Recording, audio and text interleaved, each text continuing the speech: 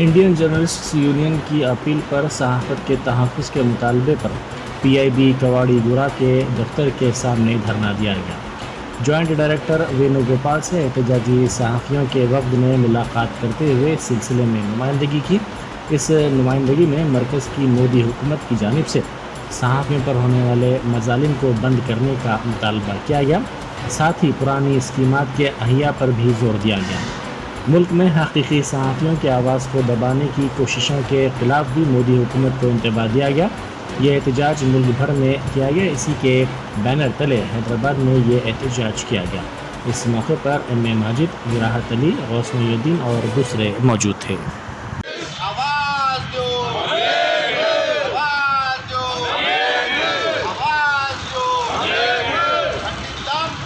खंडिताम media संस्थांना केंद्र राष्ट्र ప్రభుత్వాల వైఖరిని ఖండితాం మీడియా సంస్థల పట్ల జర్నలిస్టుల పట్ల కేంద్ర రాష్ట్ర ప్రభుత్వాల వైఖరిని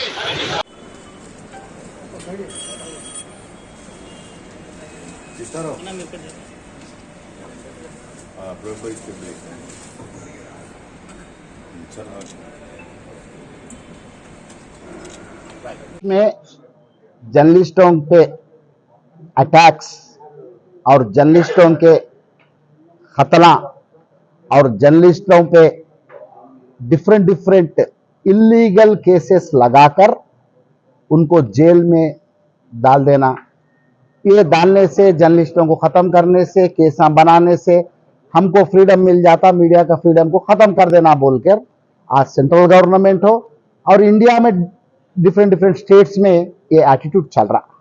ये एटीट्यूड को हम काउंटर करते हुए इंडियन जर्नलिस्ट यूनियन के काल पे आज हैदराबाद में प्रेस इंफॉर्मेशन ब्यूरो ऑफिस में एक रिप्रेजेंटेशन किए।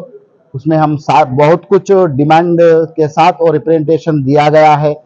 स्पेशली आज इंडिया में आप देख रहे हैं कैसी हालत हो गई।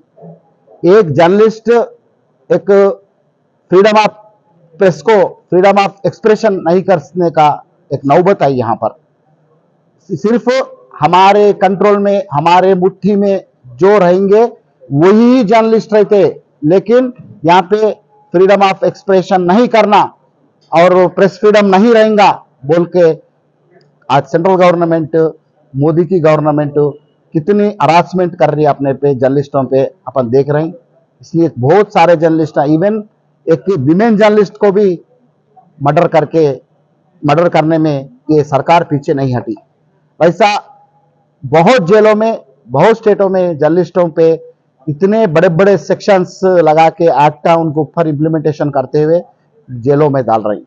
उनका यही वजह है कि ये सब क्यों हो रहा है इंडिया में। मीडिया पूरा उनके हाथ में, नहीं तो उनके आदमियों के हाथ में, बड़े बड़े कारपोरेट लेवल के जो इंडस्ट्रियलिस्ट हैं उनके हाथ में चले जाना। हम जो बोले वही बात रहेंगी, हम जो करेंगे वही लिखने का है, लेकिन पब्लिक की वॉइस को कोई यहाँ पे इंडिया में और स्टेटों प्रेजेंट नहीं करना। वो ऐसे अटैक्स करते हुए यहाँ के स्टेट सरकार रहा थोड़े और सेंट्रल की हुकूमत ऐसे चाले कर रही।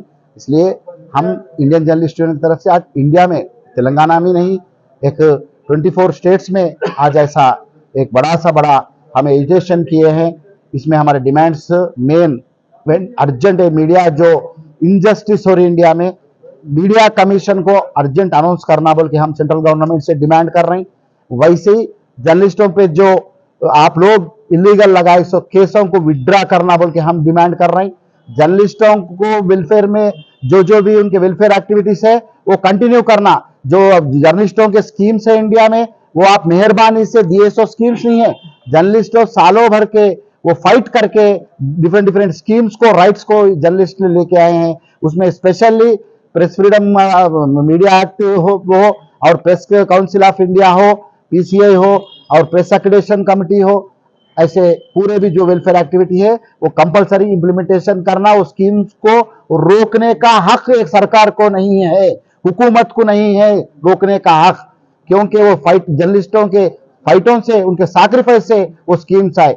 अब देखिए कितने सालों से एक्रेडिटेड करस्पॉन्डेंट को ट्रेन पास चल रहा था रेल में, वो सिर्फ वो एक्रेडिटेशन से जर्नलिस्ट को मिलता सो एक ही एक सहूलत रेलवे में सफर करने का।